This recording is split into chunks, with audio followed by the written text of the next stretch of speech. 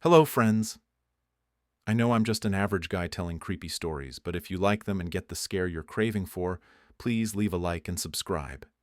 Enjoy the stories. I couldn't stop myself. The pull was too strong, like a hook lodged in my chest, dragging me deeper into places online I swore I'd never go. It started innocently enough. A late-night scroll through a forum I stumbled across while chasing answers about some obscure tech glitch. A thread caught my eye, buried under layers of mundane posts. Someone mentioned a site, a place you couldn't just Google, a corner of the dark web where things happened. Real things. They called it a red room. I'd heard the term before, whispered in edgy corners of the internet, but always dismissed it as urban legend. Live streams where people were tortured, mutilated, killed for an audience, for bidders, for sick amusement. I told myself it was fake, but curiosity gnawed at me, relentless, until I found myself downloading Tor, following cryptic instructions, and typing an address I'd memorized from a screenshot before the thread was deleted. The site loaded slowly, a black screen with a single input field. No graphics, no logos, just cold functionality. I hesitated, my fingers hovering over the keyboard. I could still close the tab, delete the browser, pretend I'd never seen it. But I typed the code from the forum, a string of random characters, and hit enter. The screen flickered and a grainy video feed appeared. No sound at first, just an image of a concrete room, dimly lit by a flickering bulb. A metal chair sat in the center, bolted to the floor. The walls were stained, dark streaks running down like tears. I leaned closer, my heart thudding, telling myself it was staged, a sick prank. Then the door in the background creaked open. A man shuffled in, his head covered by a burlap sack, hands bound behind his back. He was shirtless, his ribs visible under pale, bruised skin. Two figures followed, their faces hidden by black ski masks. One carried a toolbox, the kind you'd see in a hardware store, rusted and heavy. The other held a camcorder, its red light blinking. The man with the sack was forced into the chair, his wrists and ankles strapped down with duct tape. He was trembling, muffled sobs leaking through the burlap. My stomach twisted, but I couldn't look away. The chat window on the right side of the screen lit up with messages, usernames I didn't recognize, typing in broken English, demanding things. "Start slow," one said. "Make him scream," another typed, followed by a string of emojis. A third bid $500 for something called the opener. The man with the toolbox knelt and opened it, pulling out a pair of pliers. He grabbed the captive's hand, forcing his fingers to splay. The camcorder zoomed in, the feed so clear I could see the dirt under the man's nails. The pliers clamped around his pinky, and with a slow, deliberate twist, the masked figure began to crush it. The man's muffled screams erupted, high-pitched and raw, even through the sack. Blood welled up, dripping onto the concrete. The chat exploded with excitement, more bids rolling in, $700, $1,000, $2,000 for worse things. I wanted to vomit, to slam my laptop shut, but my hands wouldn't move. It was like the screen had me pinned, my eyes glued to the horror unfolding. The second masked figure stepped forward, holding a syringe filled with a cloudy liquid. He jabbed it into the man's neck and the screams faded to whimpers. "Keeps him awake," the figure said, his voice distorted, mechanical. No passing out. The pliers went back to work, moving to the next finger. The crack of bone was audible, sharp, and sickening. Blood pooled under the chair, mixing with the stains already there. The chat demanded more. Teeth, eyes, skin. I realized I was breathing hard, my palms slick with sweat. I told myself to stop watching, to get out, but the feed seemed to pulse, drawing me in deeper. The room felt smaller, the air thicker, like the horror was seeping through the screen. The toolbox man reached for a new tool, a handheld blowtorch. He flicked it on, the blue flame hissing. The captive thrashed against the restraints, his body slick with sweat and blood.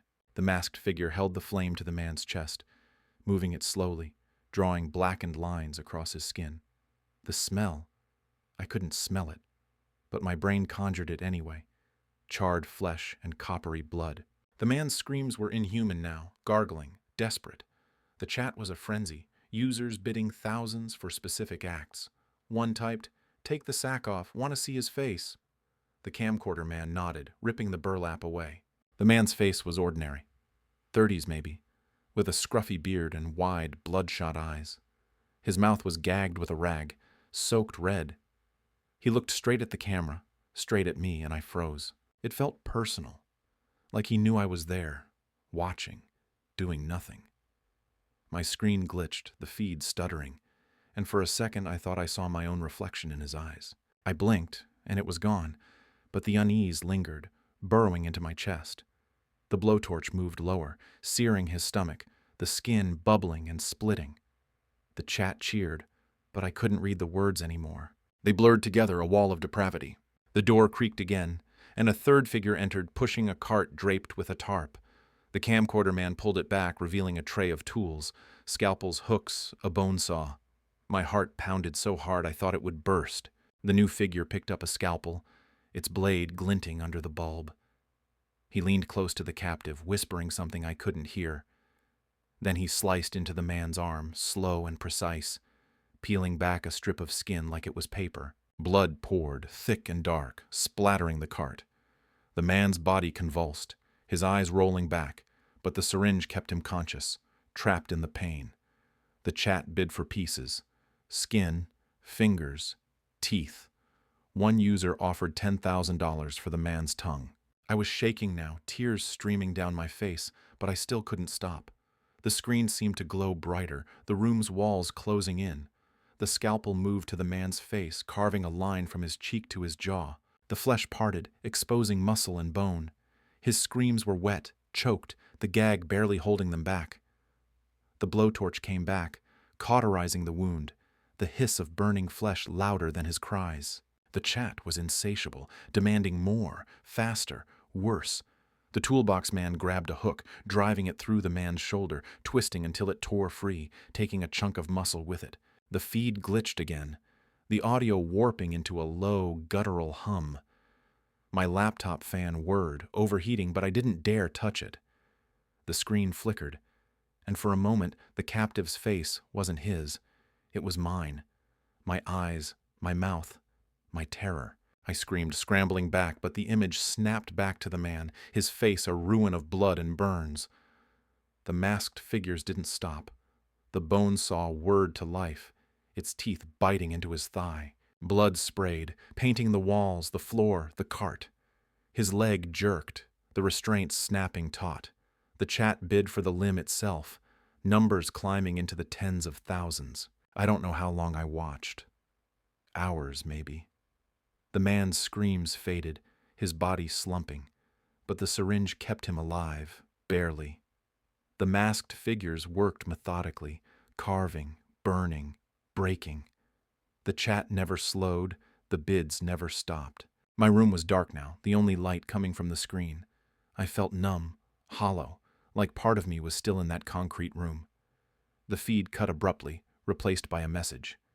Enter payment to continue.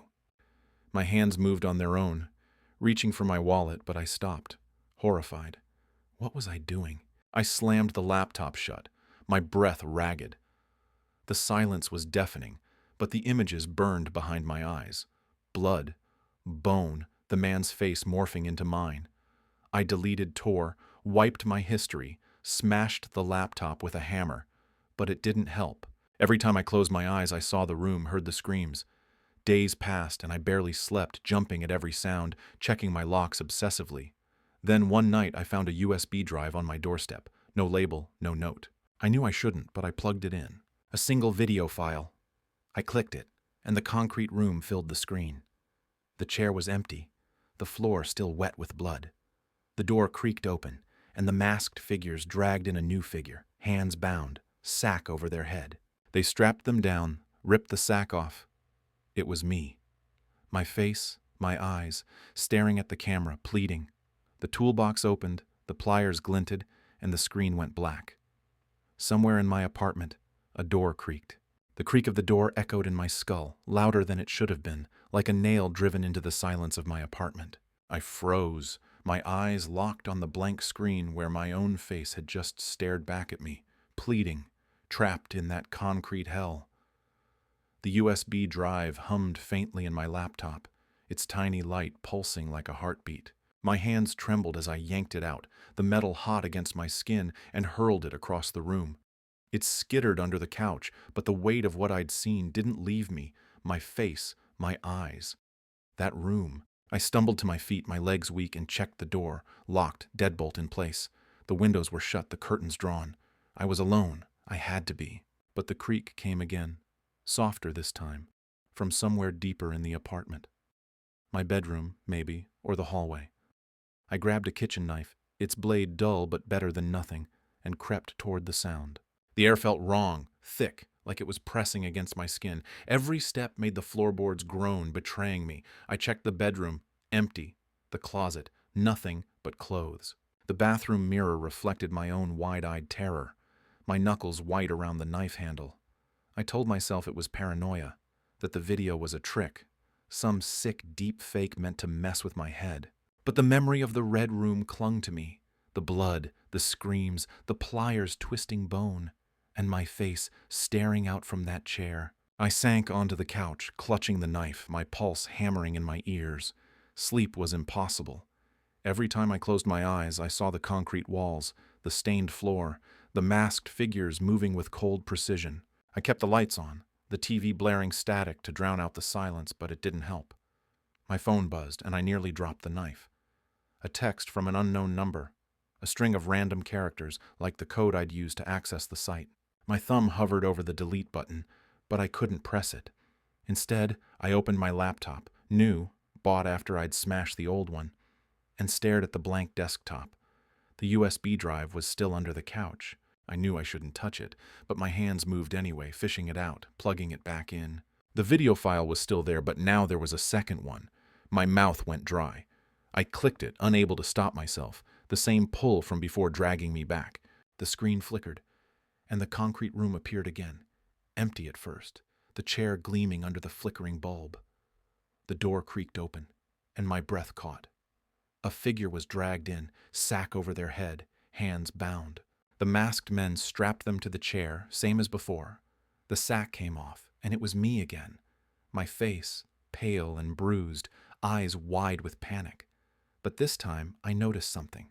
A scar on the figure's cheek. One I didn't have. Not yet. The chat window popped up.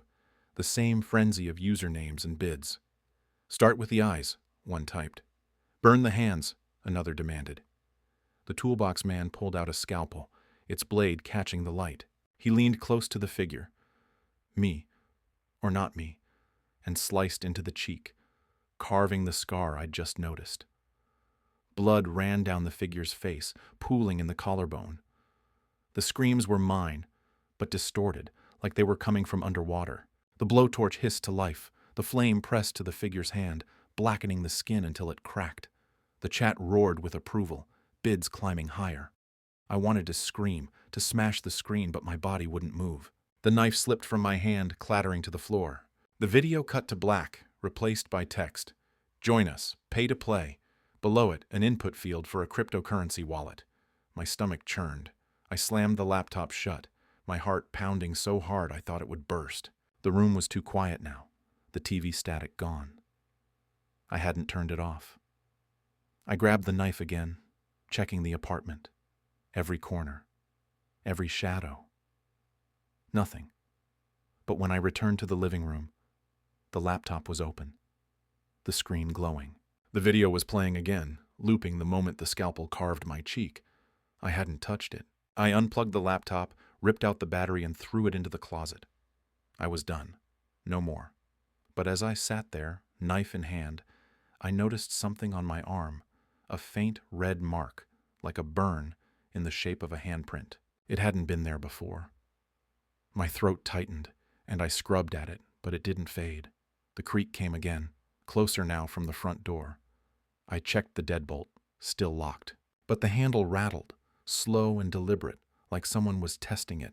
I backed away, clutching the knife, and barricaded the door with a chair. My phone buzzed again.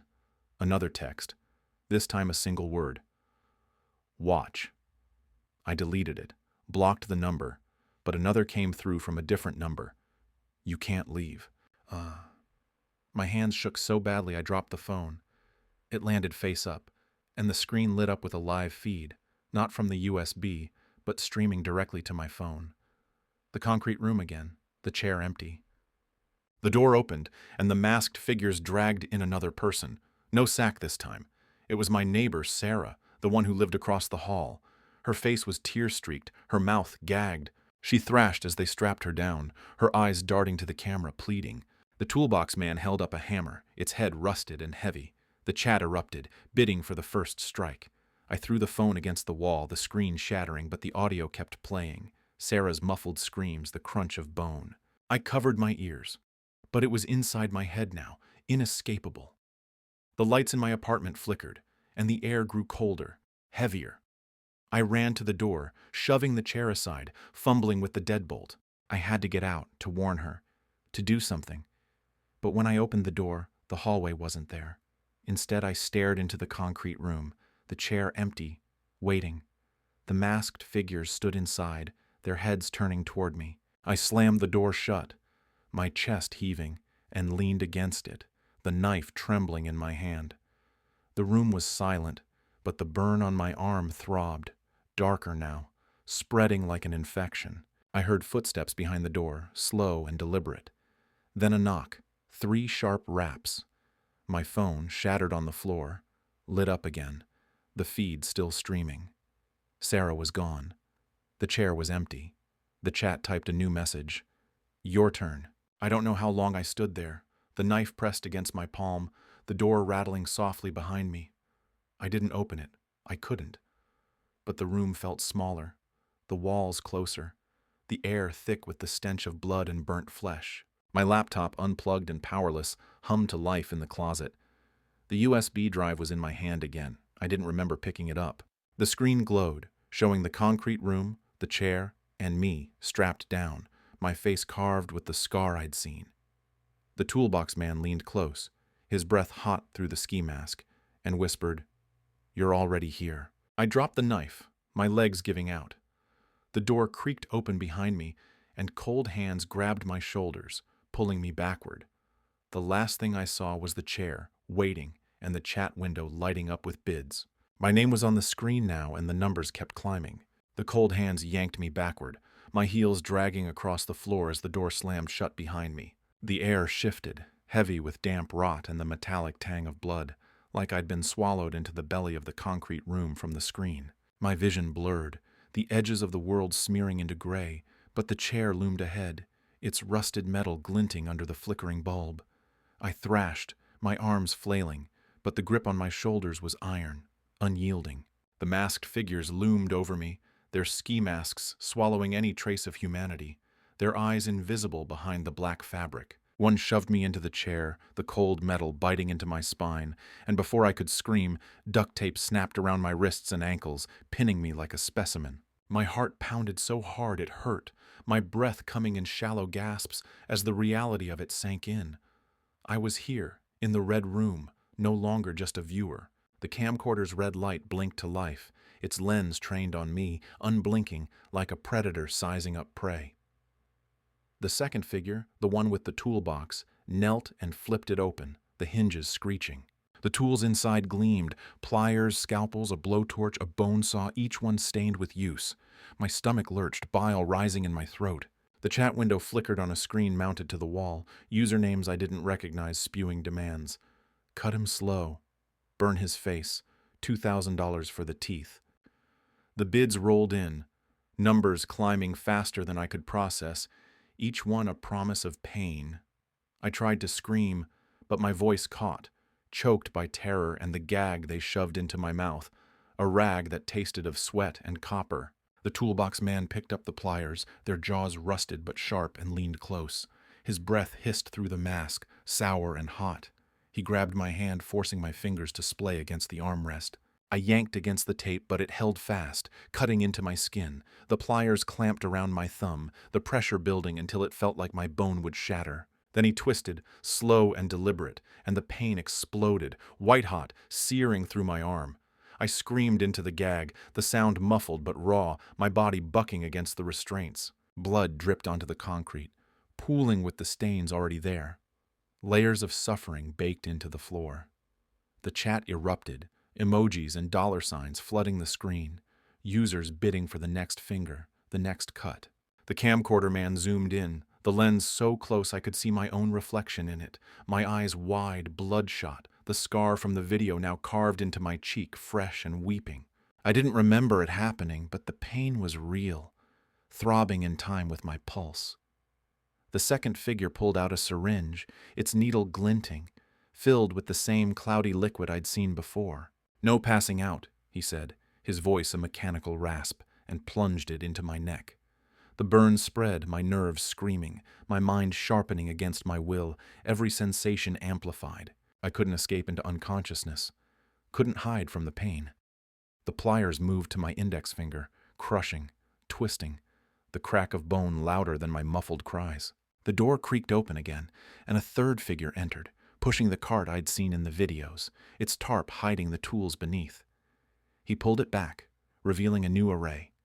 Hooks, a cleaver, a drill. My chest heaved, my lungs burning as I hyperventilated through the gag.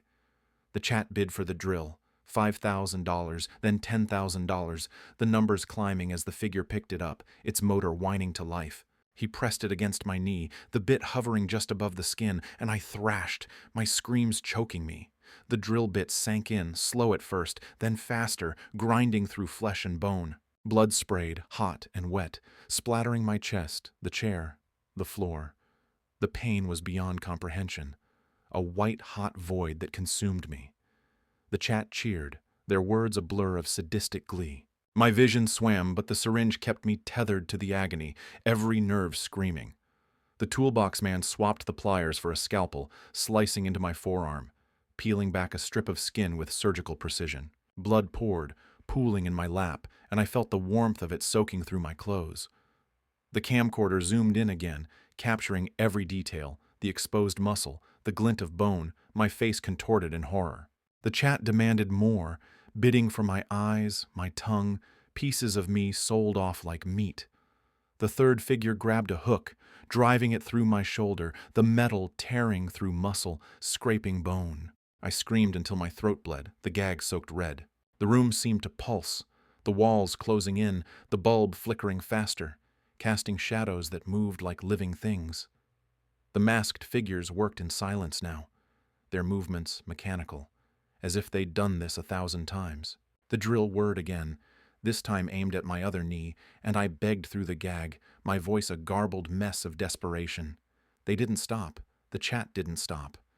The bids climbed higher, $20,000, $50,000, for acts I couldn't even comprehend. My body was a canvas of pain, every inch burning, bleeding, breaking. I saw my neighbor Sarah's face flash in my mind, her screams echoing with mine. And I wondered if she was still alive, or if she'd been reduced to stains on the floor. The screen glitched, the feed stuttering, and for a moment I saw something impossible. The room from the outside, my apartment door open, my own body still on the couch, knife in hand, staring at a blank laptop screen. Then it snapped back to the concrete room, to me in the chair, blood pooling around my feet. The figures didn't notice, didn't care. The blowtorch hissed to life, its blue flame licking the air, and they held it to my chest, the skin blistering, splitting, the smell of charred flesh choking me. I screamed until my voice gave out, my body convulsing, but the syringe kept me awake, trapped in the nightmare. The door creaked again, and I prayed for it to be over, for death, for anything but this. But no one came. Instead, the screen flickered, showing a new feed. My apartment, my living room, the couch where I'd been sitting. The camera panned, and there I was, or someone who looked like me, standing in the doorway, holding the knife, my face blank, eyes empty. The figure on the screen turned, looking straight at the camera, and smiled, a cold, hollow grin. The chat exploded, bidding for the next act, but the usernames were different now, familiar somehow.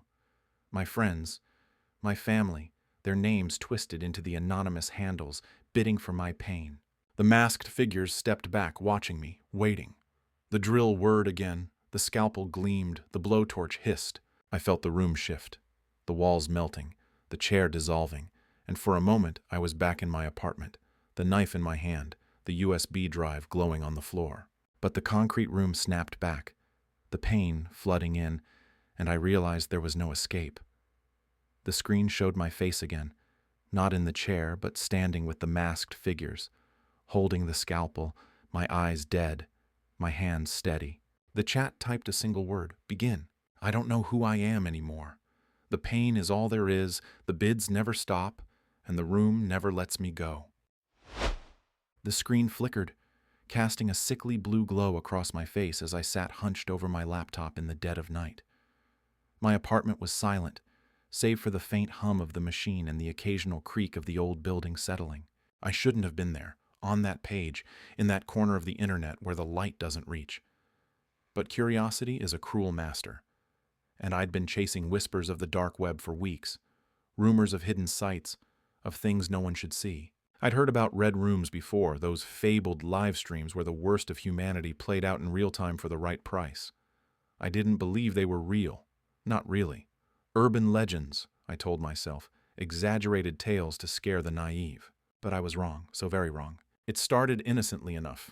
A forum thread on a Surface website, buried in a sub-forum for tech enthusiasts, mentioned a Tor link that supposedly led to something unforgettable. The post was vague, the kind of bait that thrives on morbid curiosity. I'd been browsing Tor for a while by then, poking around marketplaces and hacker forums, careful to stay anonymous with my VPN and a burner laptop I'd bought for cash. I wasn't naive, I knew the risks, but I was arrogant, thinking I could dip my toes in the deep end and walk away unscathed. The link was a string of random characters and .onion address that looked like gibberish. I copied it, opened my Tor browser, and hesitated. My finger hovered over the enter key, a cold knot forming in my stomach. I should have stopped then. I should have closed the laptop and gone to bed. But I pressed enter, and the page loaded. At first, it was just a black screen with a single line of red text. Enter or leave. Your choice ends here. Below it was a button labeled Enter. No other options, no way to go back. My cursor lingered over it, and I felt a strange pull, like the site was daring me. I clicked. The screen shifted, and I was staring at a live feed. The room on the screen was dimly lit, concrete walls stained with something dark. Rust, maybe, or worse. A metal chair sat in the center, bolted to the floor, its surface pitted and scratched. Chains hung from the arms and legs, glinting faintly under a single overhead bulb that swung slowly. The feed was crisp, too real, the kind of clarity that makes your skin crawl because you know it's not staged. My heart thudded in my chest, but I couldn't look away. I didn't want to.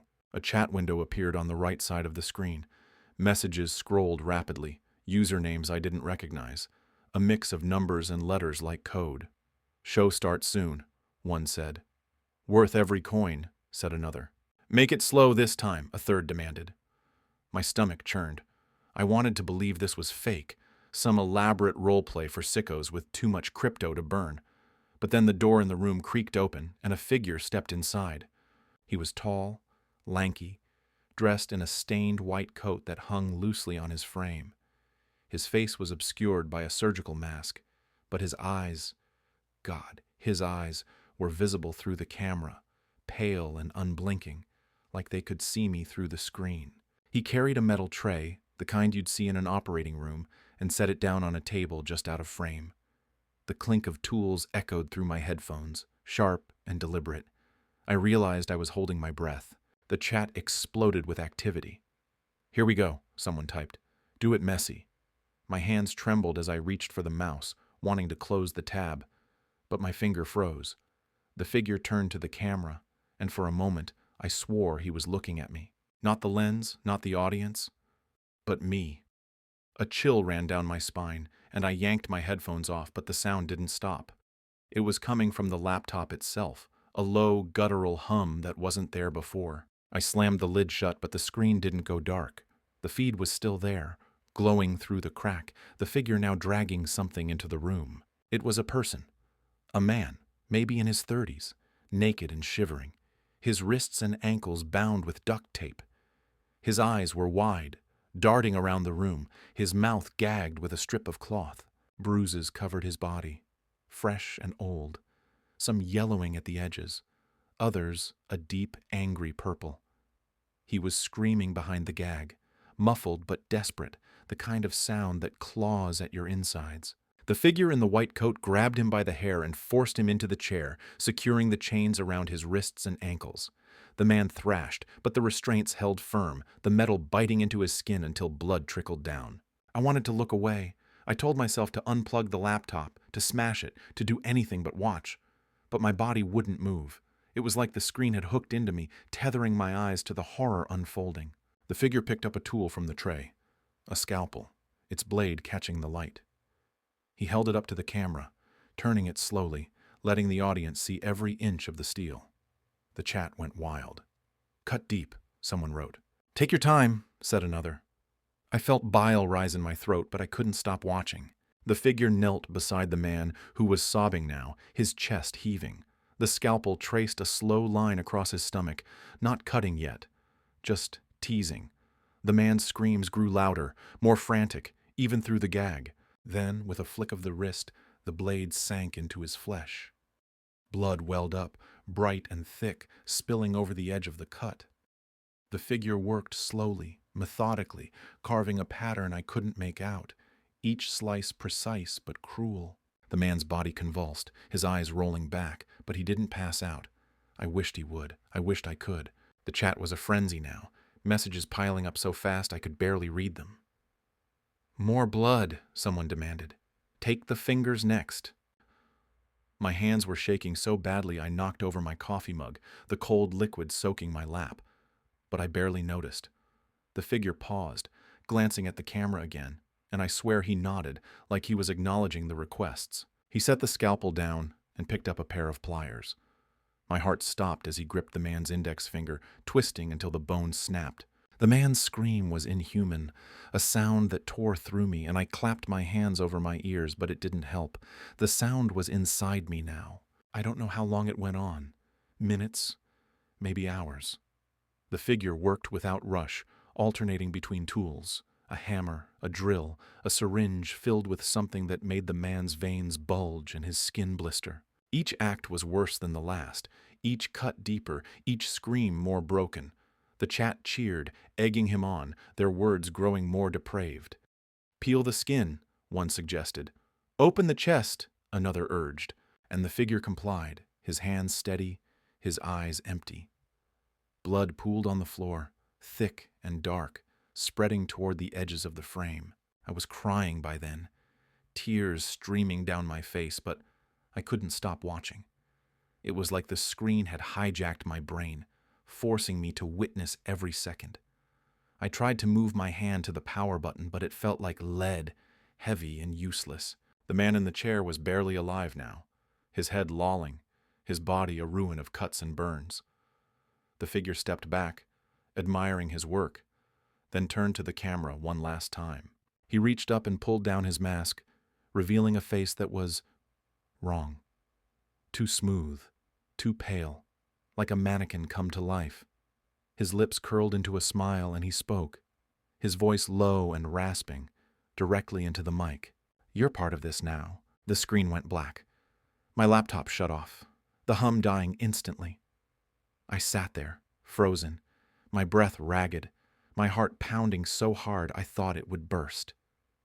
The silence was worse than the screams. I waited, expecting the feed to come back, but it didn't. I unplugged the laptop, tore out the battery, and threw it across the room. It hit the wall with a crack, but I didn't care. I stumbled to the bathroom and vomited, my body shaking uncontrollably. I didn't sleep that night. I couldn't. Every time I closed my eyes, I saw the man in the chair, his blood, his pain. I saw the figure's face, that awful smile. I kept my lights on, checking the locks on my door over and over.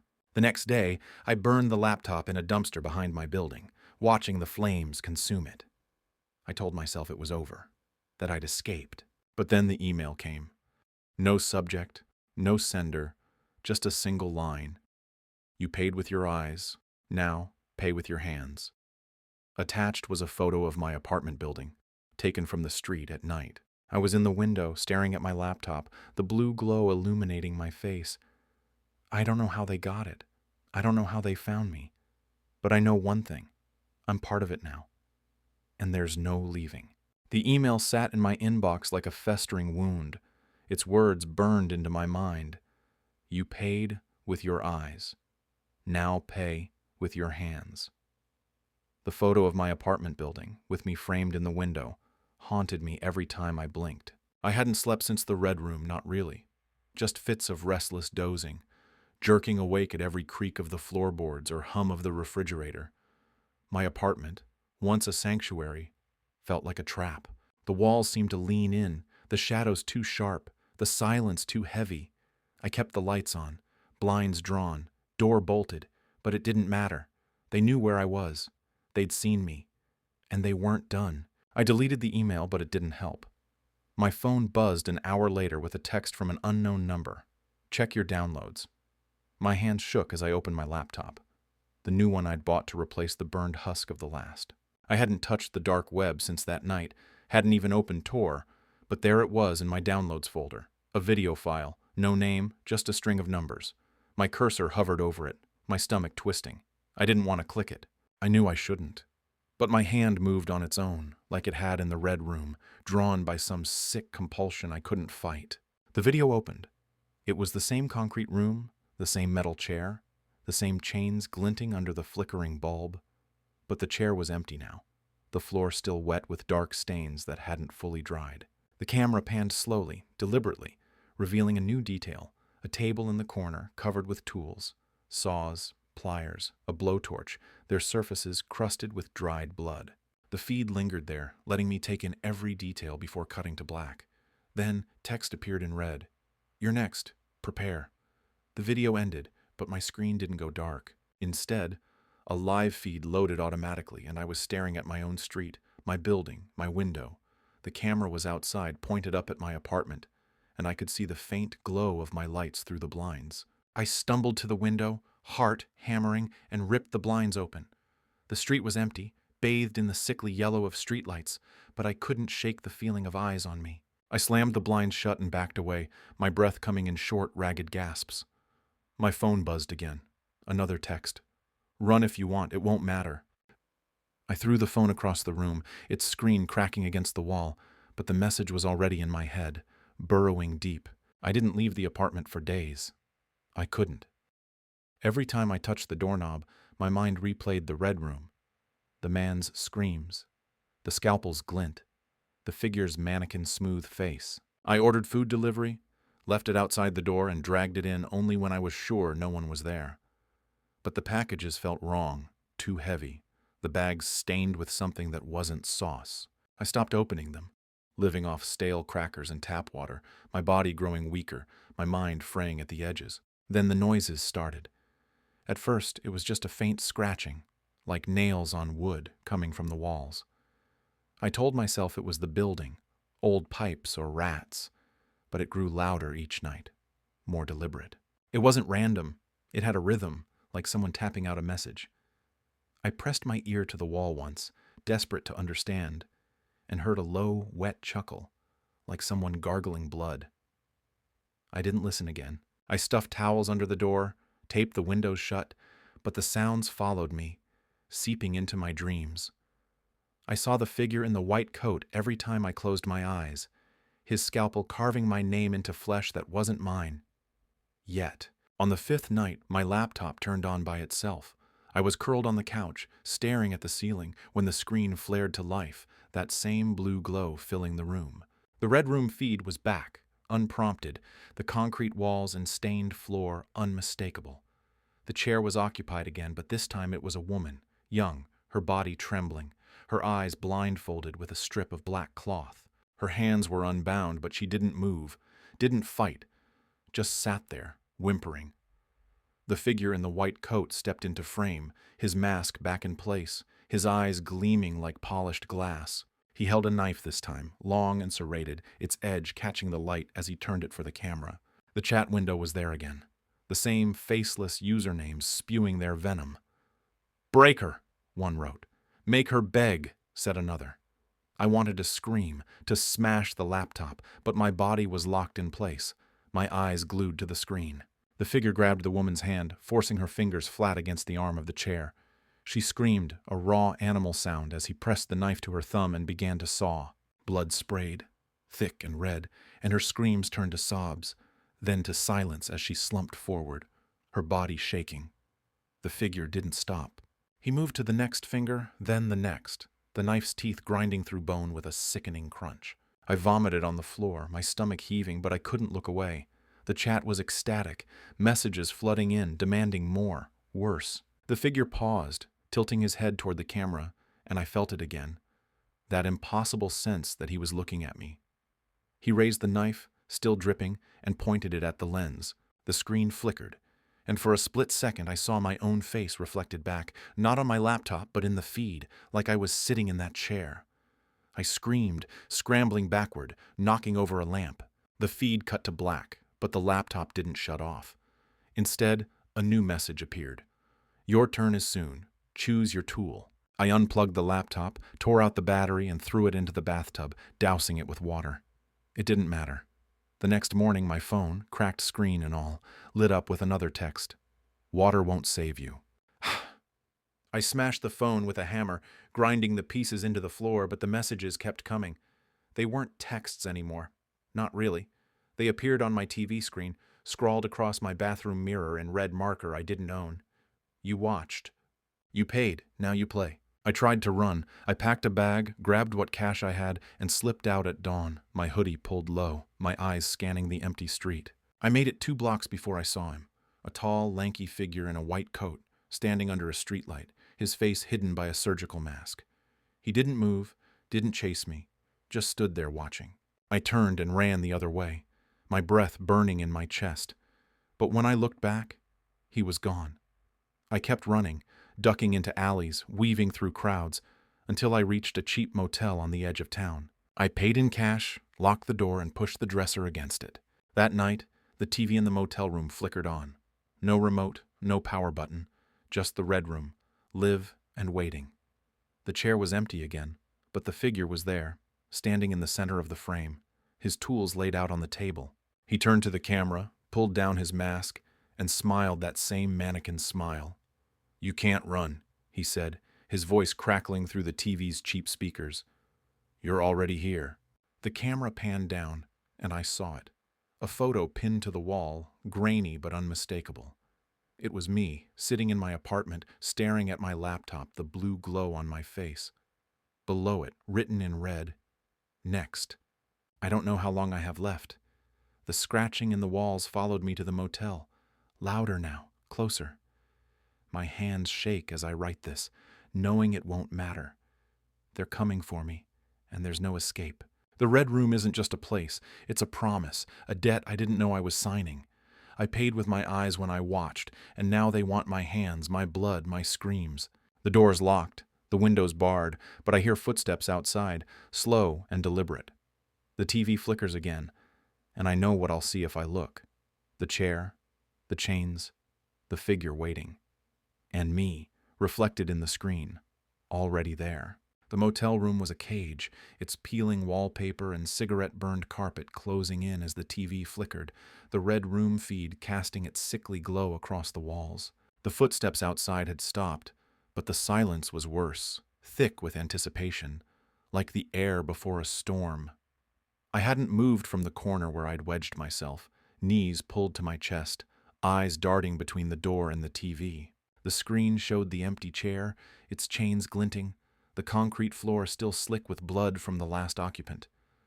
The figure in the white coat hadn't reappeared, but I felt him, his presence lingering like a stain. My hands ached, not from injury, but from the weight of the message that kept echoing in my head.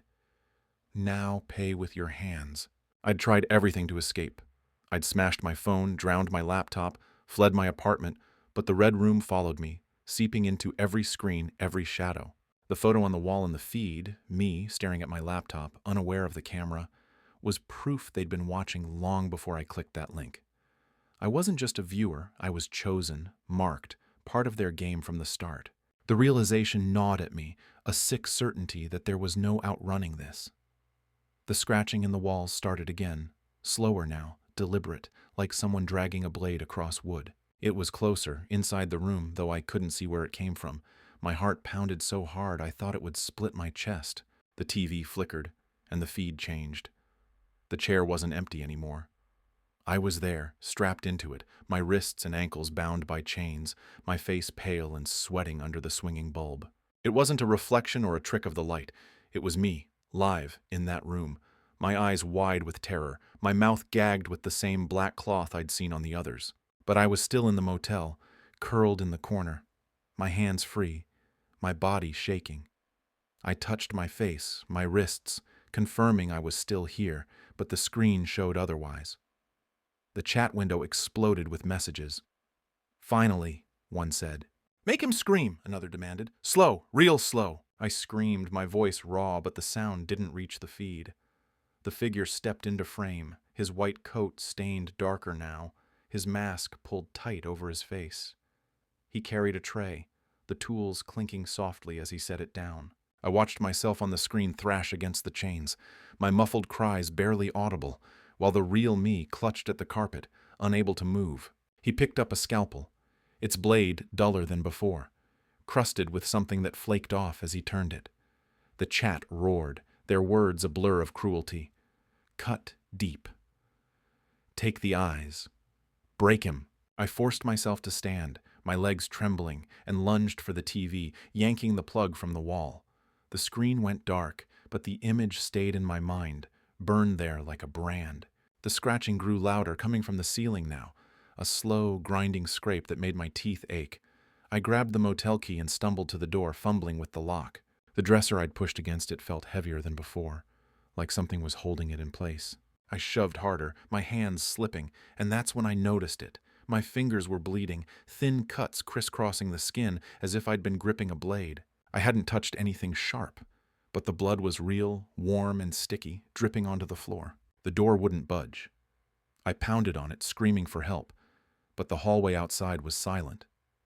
The scratching stopped, replaced by a low hum, like the one from my laptop that first night. It was coming from the TV, which was somehow on again, the plug still dangling from my hand.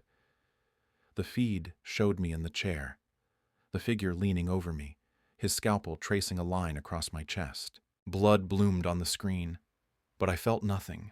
No pain, no cut, just the cold dread pooling in my gut. I tore my shirt open, expecting to see clean skin, but there it was, a faint red line, shallow but real, mirroring the one on the feed. I backed away, tripping over the bed, and fell to the floor. The hum grew louder, vibrating in my bones, and the air felt thick, like I was breathing through a wet cloth. The figure on the screen paused, his head tilting toward the camera, and he spoke, his voice cutting through the hum. "You chose this," he said, his words slow and deliberate. "You clicked. You watched. You stayed." He raised the scalpel again, and I felt a sharp sting across my arm, though nothing touched me. I looked down, and another cut had appeared, deeper this time, blood welling up and spilling onto the carpet. I crawled to the bathroom thinking I could lock myself in, wash the blood away, anything to break the connection. But the mirror was waiting for me. My reflection was wrong, my eyes too wide, my skin too pale, my mouth gagged with that black cloth. I touched my lips, felt nothing but my own skin, but the reflection didn't move with me.